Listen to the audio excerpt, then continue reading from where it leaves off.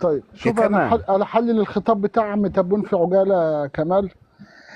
طبعا لما فخامه الرئيس عبد الفتاح السيسي عمل خط احمر لتركيا اللي هي سيرت والجفره خط احمر، ولم تتقدم تركيا وتتجاوز الخط الاحمر، فجاء بنا الرئيس عبد المجيد كلبون وعمل طرابلس خط احمر. فتفاجأ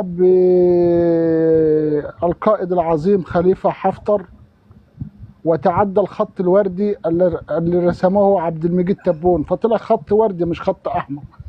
فطبعا هو يعرف مين اللي ورا التعدي الخط الأحمر، فيعرف ان طبعا مصر هي ورا مين؟ ورا سيادة المشير خليفة أبو القاسم حفتر.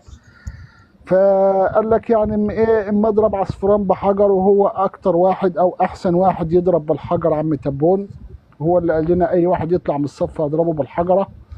فقال لك اما اضرب عصفورين بحجر، منها الانتخابات يربح اصوات يكسب اصوات، ومنها يعني يشوه في سمعه مصر شويه، ان مصر ساعدت حفتر ووصلته للحدود، وحفتر سيطر على 1000 كيلو متر من الحدود بين الجزائر وليبيا. فده مقصده. فنحلل الخطاب يقول انا توعدت. معنى ان انت توعدت، التوعد اللي هو ايه؟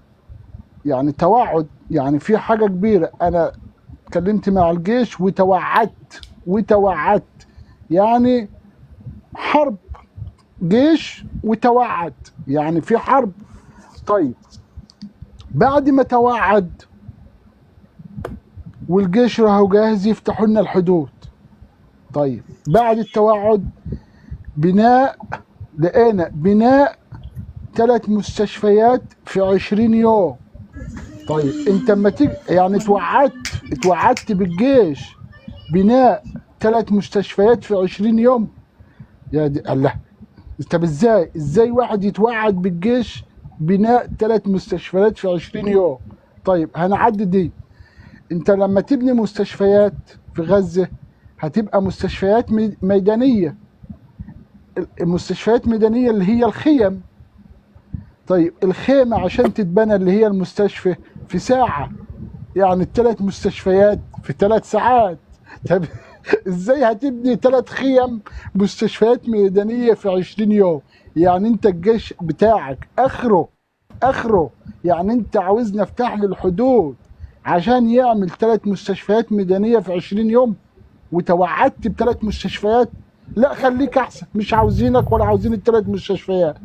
يعني انت هتتعبني عشان 3 مستشفيات؟ يا اخي مش عاوزين المستشفيات بتاعتك، احنا عاوزينك كنت تيجي تحرر فلسطين. عندنا مستشفيات ميدانية مغربية موجودة في غزة، ومن زمان الزمان من بعد الحرب. عندنا مستشفيات ميدانية مصرية موجودة في غزة، عندنا مستشفيات ميدانية إماراتية موجودة في غزة، عندنا أردنية موجودة في غزة، عندنا سعودية موجودة في غزة.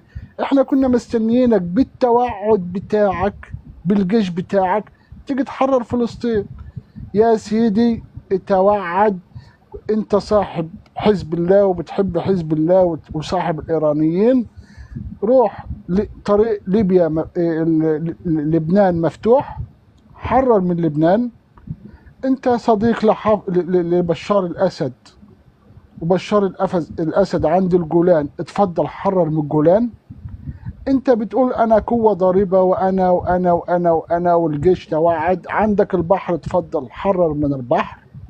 انت بتقول انا اقوى قوة ضاربة عمال تضرب علينا كل يوم كل يوم. عندك الجو، اتفضل. اللي يخليك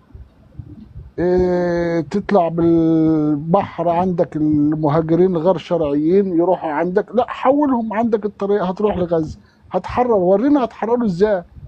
فدول الناس بتوع شعارات في البطيخ. طبعا دي عندهم يا كمال يعني مرض احنا اكتشفناه، مرض اسمه استباحث نفساوي.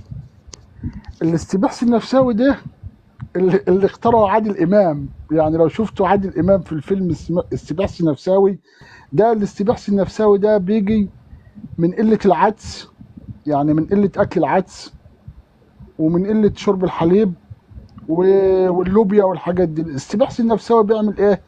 بيعمل خلل في المخ.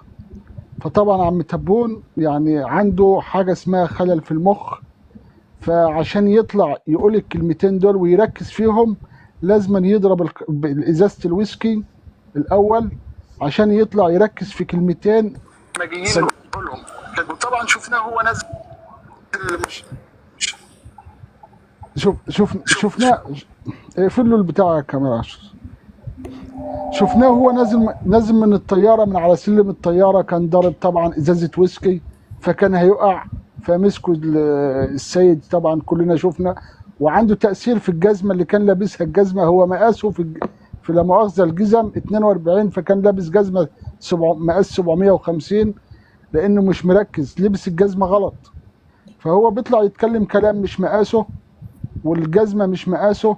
فاحنا نعذره يا جماعه. الرئيس تبون يعني خلاص كبر، فبقى نظام شايخ. يعني النظام شايخ ودخل على الشيخوخه. رئيس معدي 80 سنه، فيعني مع الشيخوخه لازم نعذرهم. رئيس الاركان طبعا